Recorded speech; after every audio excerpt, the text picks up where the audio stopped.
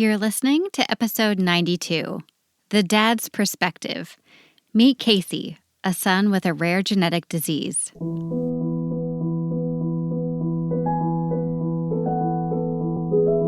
Hey, everybody. I'm so glad that you're here with us today. My name is Katie. I am a certified child life specialist and host of the Child Life On Call podcast. And we exist here to be a place for parents to come and listen to each other's stories and find connection in having a child who has an illness or a rare disease or a disability or just any kind of challenging life events. We know it's really hard to go out there and find the energy to make friends and chat with people. So we're glad that you're here, and just put us in your ears and listen. And today's episode will not disappoint as far as connection goes. So there is this rock star in the podcast world, and her name is Effie Parks, and she hosts a podcast called Once Upon a Gene, where she was inspired by her son who has a rare genetic disease to find other rare mamas. And one thing that she really pushes and focuses on is disability is diversity. And I love that. And so it's something I've tried to practice not only professionally, but also personally.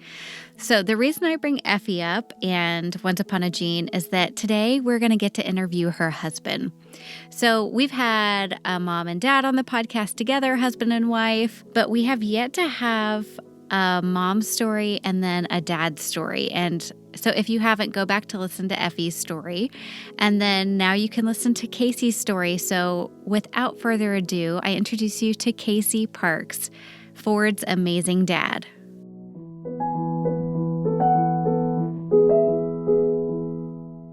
Tell me what it's like to be married to the Effie Parks. That's really what I want to know. Effie Parks. Yes. I mean, Effie's amazing. Effie is, she's fantastic. Obviously we got married before this ever happened, Right. before we ever had a kid or anything like that. So all of the things that you know and love about her, and that everyone else has gotten to see and know and love about her, I got to experience when it was just her, when she didn't have necessarily this particular focus where she was looking into and focusing on the rare community and the disability community. And she had all of those things that everybody loves. She's effervescent. She is funny. She connects like nobody else I've ever met. So, and then this happened, and, we had our little boy Ford, and all of a sudden now we have a new focus, and especially she does. And it's so cool watching her turn from a hairstylist when this all happened. That's what she was. That's what she did. No experience in podcasting, no experience in public speaking, nothing. And all of a sudden she just flipped a switch and she's making things happen. And she's an incredible storyteller. And there's no real way to describe it, but it is awe-inspiring, and I am incredibly proud of her. Man. Just listening to you speak as well, I think, you two probably connected for a reason, because you're also very well spoken. And, I think a lot about, I'm divorced myself. And when you go into a marriage, you really start dating, right? Because it's fun and you have a lot of things in common. Like the things I picked out about my first husband, were that he liked baseball and he was funny. Like that's what mattered in college, right? Right. And the second time around, I married my husband, and it was so much deeper than that. And the qualities that he had were those that when you're going through the dark parts of life, who do you want next to you? Mm-hmm. And so you and Effie have had a tumultuous past few years of a lot of ups and downs and a lot of joys and a lot of lows and a lot of everything in between, I can imagine. So I'm sure on a daily basis, you're so grateful that you picked the right one Yes, to do thank life goodness. with. Yep. It took me a while. We'd only been married for, I guess, a year or two before we had Ford. Yeah. But yes, I found the right person. Just took me longer than I expected. Worth the wait. Darn right. So This podcast really serves as a place for parents to find connection with other people and what they're saying. So, not necessarily that they have the exact diagnosis that Ford has and that your family has gone through, but really that's not what it's about. It's kind of about that these feelings and emotions and the human experience Mhm. that we can really all share together. So, if you can take us back to the very beginning, when you guys first were learning about Ford and some of his differences, what was that like for you, and what do you remember about the beginning? Yeah, I remember it pretty clearly. Ford just turned 5. It doesn't really feel like 5 years ago. Yeah, But it was a boy. I think it's really interesting because if you ask Effie about it and you ask me about it, I think that we had really very different experiences. yeah, Um, because a lot of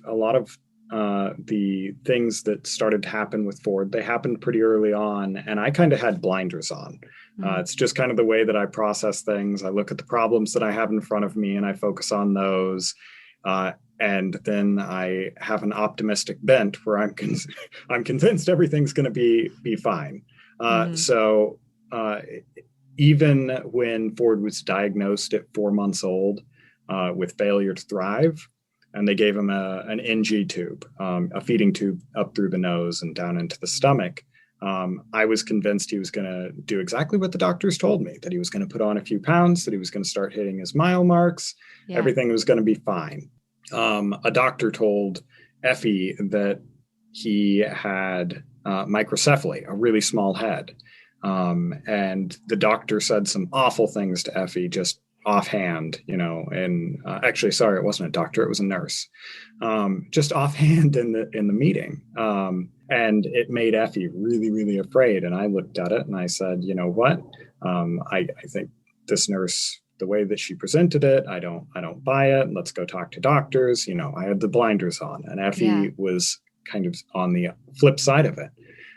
As much as she is all about finding the joy and the happiness in life, she was seeing the dark things that they were saying, and so we balanced each other out in a way, mm, in that aspect. But that was kind of that defined our experience to a degree, where I was just convinced everything was going to be okay, mm, and she was more worried. But it was that lead up, yeah. it was thing after thing. It would take him an hour to drink a bottle, which is why he got diagnosed with failure to thrive at 4 months, because he wasn't putting on that weight. He just couldn't get in the calories. Yeah. Um, yeah, Do you remember what did the nurse say to Effie that caused her to kind of go and have that emotional reaction? yeah. The nurse kind of just said it offhandedly, just, oh, your head son is really, really small. He's probably going to be severely retarded. Might have a shortened lifespan. On your way. Wow. It's like, what are you having for dinner? Kind of like casualness that is really scary. Exactly. And we had had no indication before that, other than our son, struggling to drink, and at that point not sitting up as fast as he should have. And Right. Wow. That I would have the same reaction. yeah. So if you can kind of take yourself back to once you guys were kind of in tune with these medical things that were coming up Hmm. with Ford, um, what do you think helped you cope the most? Because you have an experience within your marriage and then you have your experience on your own. Like, how did you personally get through it day to day, just trying to understand what was happening? Yeah, well, I mean, I'm not going to say it was probably the healthiest of things, but Yeah. um, I focused in on work, and I did. I put on those blinders. Yeah. I said, okay, what are the legitimate long-term effects? What is your opinion based on?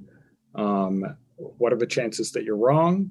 And then I focused on those sorts of things and said, okay, I'm not seeing anything here to convince me that this is actually going to be a long-term um, thing with my son, that he's not going to come out of. obviously, it ended up being a long-term thing. It's a genetic condition. He was diagnosed at 16 months with CT and NB1 syndrome. It's a genetic deletion of that gene that prevents him from creating beta-catenin, which is a type of protein. And it has created global disability. So he doesn't speak, he doesn't walk, he doesn't talk. Still can't sit up on his own, all of those things. Sorry, I'm getting a little off track here from your question. No, that's great.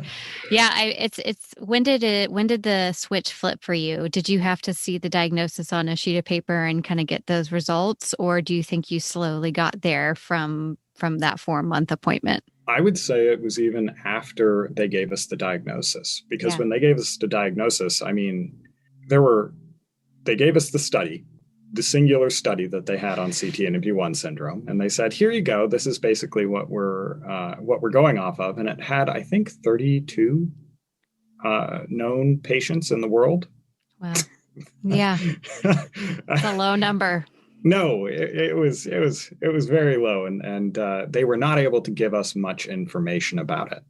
And so my brain, like I said, kind of went to that, like, okay, well then, I'm going to see where Ford goes. And that's my process, is I've just watched Ford the whole time. And somewhere along the way, I just became comfortable with the fact that Ford's Ford. And he's going to develop how he's going to develop. And just, it wasn't any one moment. It was just watching him and seeing how he processes things, and the things that he is able to do and the things he's not able to do, and not focusing on the loss of the things that he can't do. Yeah. I love what you're saying there. It's like, look at Ford and watch how he develops. Because there really isn't a pathway for what you guys are experiencing. And so he is kind of the key to seeing how he's going to do. And what are your favorite parts about being Ford's dad? I mean, if anybody has not heard his laugh out there, please. Guilty. Yeah. I've joined one of your Saturday morning lives in bed just to listen to him laugh. Yeah, his laugh is unbelievable. He has the most pure expression of joy of any human being that I have ever met. Go on over. Effie has Effie's podcast, Once Upon a Gene, ends every episode with him belly laughing. And it is the best sound in the world. And I wish you could see it. I wish you could see his eyes and the joy in his face when he does it, because it matches that laugh. It's amazing. That's my favorite thing about him. What makes him laugh the most? Is there anything that gets him every time? Well, it's kind of cheating, but tickles. I will pretty well unabashedly just sit there and tickle him for as long as he can take it. Yeah. And he just loves it. If I stop, he will, he'll grab my hand sometimes and he'll put it back on his ribs. Because his ribs are really ticklish. And he'll point back to himself, and he'll make me keep going and keep doing it. That's the main thing. There are little games that we'll play. It's just something will set him off. He just will say something or will do something, and seeing other people happy based on something that he's pointed out or said or done, that'll kind of send him off on one of those rolling tracks where he just starts going and just starts laughing. Yeah, it's like he just literally radiates sunshine, just like your wife, actually, just like this ball of happiness. And it's so beautiful to watch. And I thank God so much for social media and the ability to be able to get exposed to Ford's joy. I mean, otherwise we would not have that in our lives, and we need that. Yeah. I had no idea what I was missing until I had that little boy. And it's unlike anything else. Yeah. We'll be right back.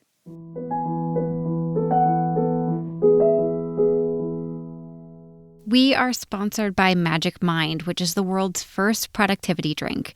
And if y'all have been following along with me for a while, you know I rely heavily on caffeine, especially that 2 p.m. coffee, to help me be productive when I'm working on Child Life on Call or podcasting or being a mom. But that inevitable crash happens, and so I've been looking for something to help me be more productive without all the caffeine.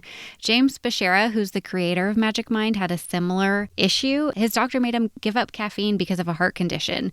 So he worked to put all of these ingredients together with food scientists and physicians and to come together with Magic Mind. I take it after I drink my coffee in the morning, and it helps make me feel productive for the rest of the day. So for Child Life on Call listeners, if you go to magicmind.co/childlifeoncall. You enter code childlifeoncall20, you get 20% off your order. So magicmind.co/childlifeoncall, enter childlifeoncall20, and you get 20% off your order.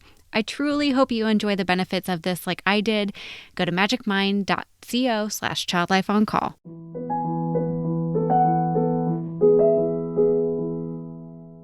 So what are some of the when you have to go into an appointment or a medical experience with Ford, what are some things you want the care team to know and be aware of? Because I assume you, as the father and the mother, have to do a lot of the education for nurses and doctors who don't know anything about what he has. What are some things you bring to the table and to the hospital when you go in? Oh, there's so much. There's so much. Effie does most of the appointments, so she's really the expert on it. While I'm at my, day job. Yeah. But sometimes, every once in a while, I'll be in there for whatever reason, and it's really just about making sure that they are aware of the differing parts of his medical chart, because he's been all over the place. It's making sure that they've seen the notes from the neurologist or the gastro people, or it's 100 different specialists out there that he's seen, and they all have an extremely important information that the team needs to be aware of. Yeah. So it's really bringing those all together and making sure that they know the information that is available. I'll also sometimes be able to educate them a little bit on the syndrome itself, because really the best source of information that we have on such a small and unknown syndrome, especially at the beginning, it's getting a little bit better now, but especially when he was originally diagnosed, was the Facebook group, because I told you that that initial study had a little over 30 people. Yeah. Well, we immediately found a Facebook group for CTNNB1 families, and it had about 50 people on it. Wow. Okay. So already that information base is larger. Right. So bringing in a little bit of the information that they may not know about commonalities that our children have, or things that other people, other people with CTNNB1 may have experienced as they've grown older. And making sure that they know about those things. Those are some of the things that I'll try to interject to make sure that the medical team is able to provide the care that they need to. Got it. Yeah, it's like you've got this checklist in your head, and you and Effie are a team to make sure that the medical team is going through the checklist. That's a big responsibility. Yeah. And, one that usually when you become a parent, you don't necessarily know you're going to have to become the medical expert of some really rare diagnosis. That was not on the agenda. Not part of the plan. No. So, talk to me about getting to know other parents, and maybe fathers in particular, and some of the things that, have you gotten to know any other dads of kiddos with rare diseases, and what does that kind of camaraderie and relationship look like? Yeah, I'll be honest. I am a little bit of an introvert. We've met with a few other families, and it's always wonderful to get to know them, and especially to get to know the kids with CTNNB1, because all the kids that we've met are older than Ford, and we'll see things in Ford as he gets older, and we're like, oh, that's exactly like like Kate or something Yeah. like that. So we see these little commonalities. Like, for instance, Ford has a scream that he does when he's really excited. It's a happy scream, um, but it's very loud and high pitched, and it has a very specific tone to it. And as soon as we heard it, we knew we had heard it before. Yeah. Back when we had met this other girl that was a few years older than him, that also has CTNNB1. Okay. So, other than that, I've met a few of the dads, Bo and Daniel DeFabio and Bo Bigelow, just a little bit by talking with Effie, and her connection with them through her podcast, and that's always fun to get to share stories and things like that over Facebook. But more than anything, it's really just Effie telling me stories about the people that she loves. Yeah. I think that's I'm so glad that you shared that, because it's a whole reason that podcasts, I think, are so great. Like, you can offer and get a lot of connection without actually having to do a whole lot of work as far as like, being a talker and meeting random people. It's one of my favorite things about it. Yeah. What are some of the hardest parts about having a child with any kind of a medical diagnosis or a rare genetic condition like Ford's? I mean, the first thing, obviously, is just the fear for your child, the grief and the loss for your child, for the things that you wanted them to be able to do, and being able to let go of those things, and really accept your child for who they are, instead of who you wanted them to be. I think that's probably something that parents of totally typical children could probably learn a thing or two about at times. But, obviously that's extremely difficult, and it hurts. It's not usually at the front of my mind, but it does. It comes up at unexpected moments where, especially now, I have a typical 2-year-old daughter, Esme, who is, I say she's typical, but she's not. She's so dang smart. She's off the charts. She's talking like a 4-year-old. She's so cool. It's the other end of the spectrum.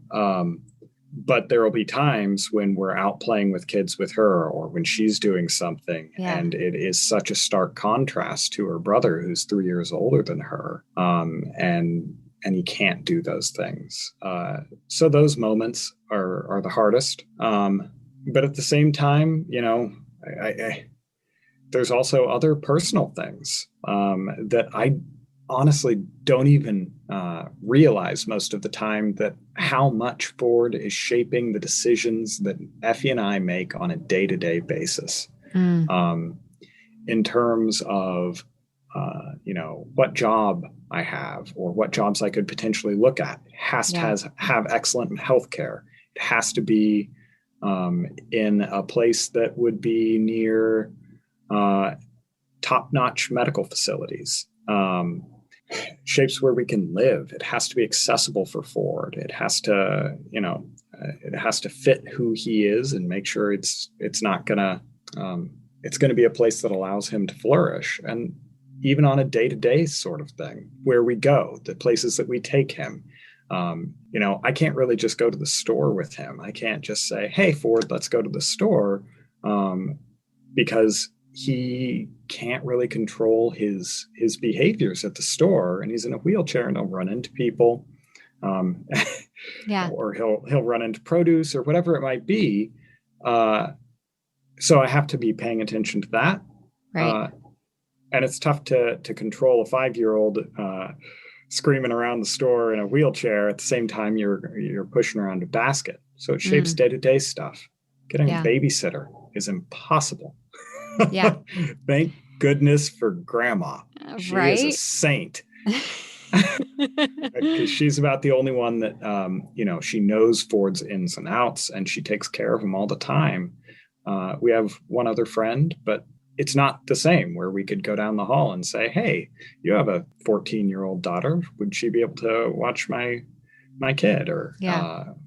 whatever that might be. It makes those day-to-day life decisions, both big and small, much more narrow than they otherwise would have been. What would you say to another parent, dad or mom, who's like right in the middle of not being able to see past that?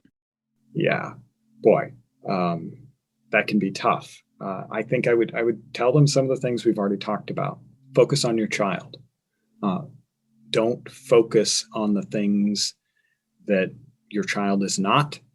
Don't focus on the things that you do not have because of your place in life, because of this whatever your family is dealing with. Focus on the things that you do have. Focus on why you do love your child, because you're never ever going to be happy if you focus on those things that are gone. That's really it. It's just Yeah. about being present. It's about being present in the life that you have, and being happy with it. Yeah. I think that's really helpful. It's validating, I think, that you are going to feel that way sometimes. Oh yeah.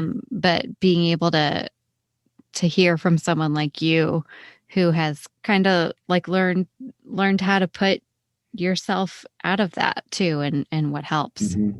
If you could, I save the hardest, easiest question for the end. Yeah. And you'll see why, but I would love to know what qualities Ford has taught you about yourself, that you didn't know about yourself before he came into your life. Yeah. No, that's a really good question. And I wouldn't be surprised if a lot of parents of kids like Ford would have the same answer as me.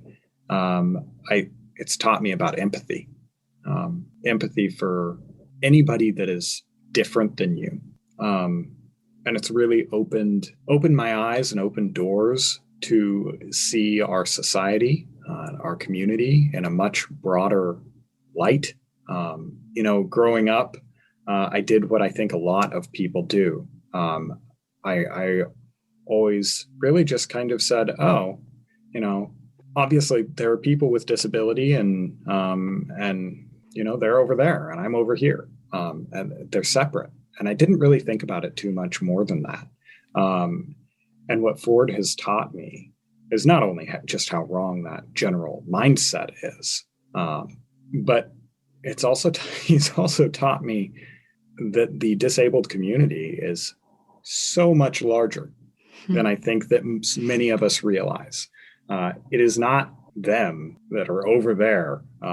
It is a massive part of our community. It touches so many people, whether it is directly the patient, or it is caregivers, or the wonderful people out there that have befriended somebody with disability, whoever it might be, or however disability has touched their lives. It's a major part of our community, and it's something that we should stop pretending like it isn't. And to me, that's all about empathy.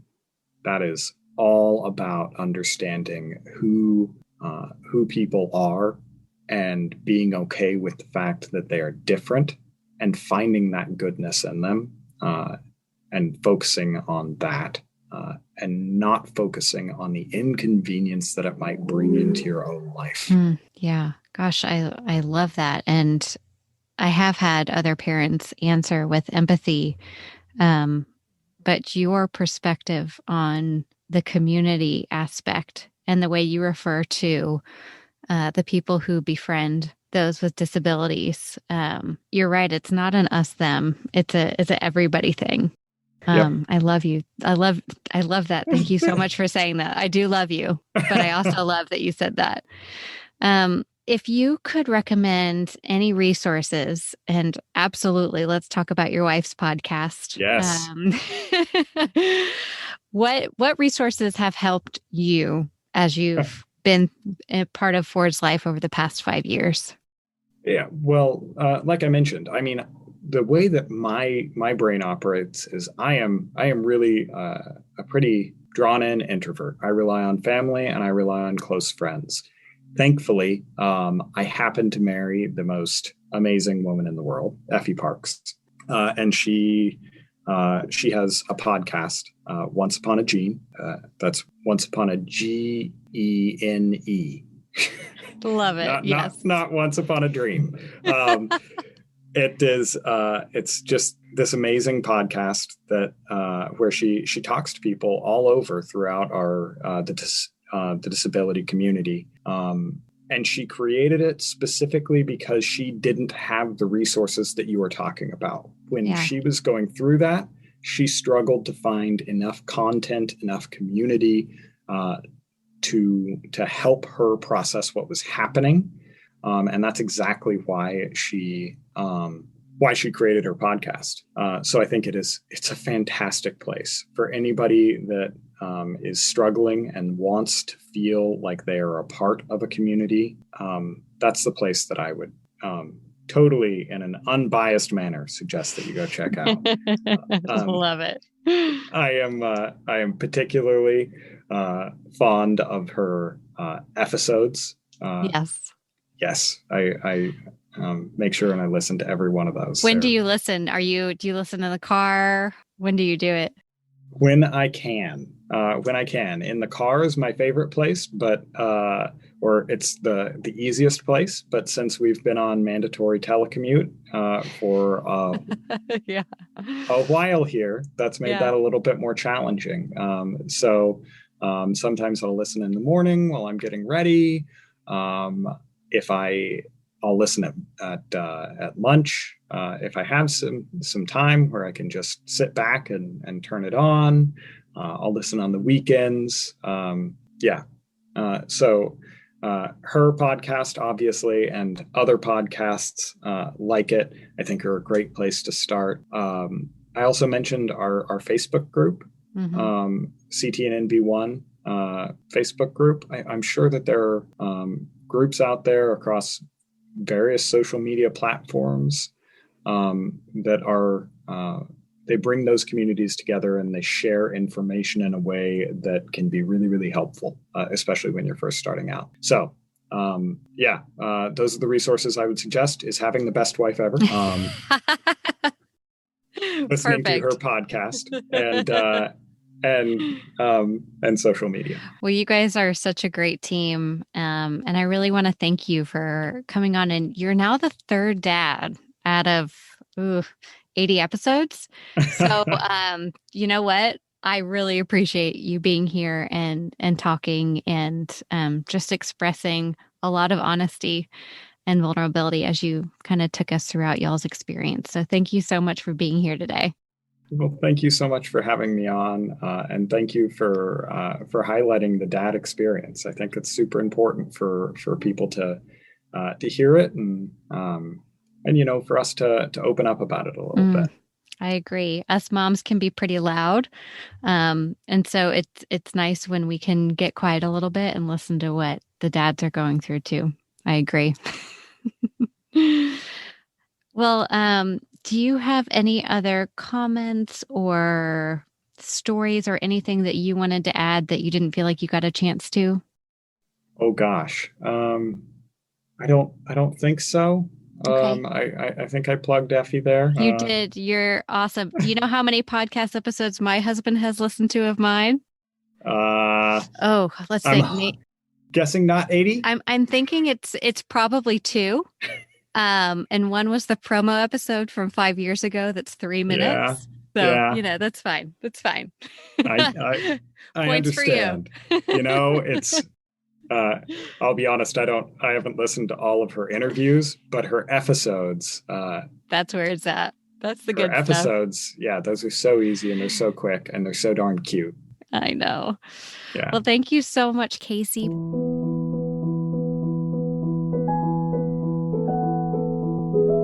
Thank you for listening to the Child Life On Call podcast. I'm your host, Katie Taylor, and you can follow us at Child Life On Call on Facebook, Twitter, and Instagram. Please rate and review to make it easier for other families to find us. We have cute merch available at www.bonfire.com/store/childlifeoncall, and you can listen to more episodes and find resources at childlifepodcast.com.